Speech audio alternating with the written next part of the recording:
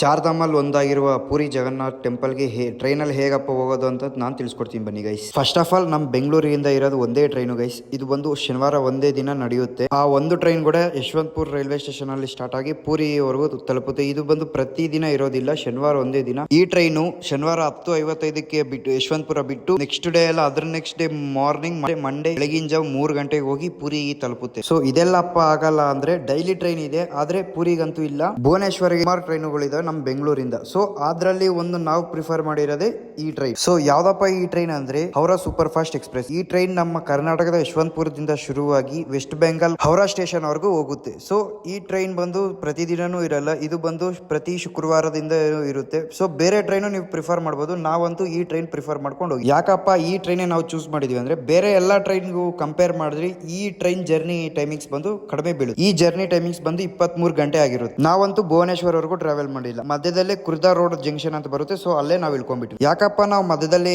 ಇಳ್ದು ಬಿಟ್ವಿ ಅಂತ ನಿಮ್ಗೆ ಗೊತ್ತಾಗ್ಬೇಕಂದ್ರೆ ಇದ್ರ ನೆಕ್ಸ್ಟ್ ಪಾರ್ಟ್ 2 ವಿಡಿಯೋ ಬರುತ್ತೆ. ಸೊ ಅದಕ್ಕೋಸ್ಕರ ವೇಟ್ ಮಾಡ್ತೀರಿ.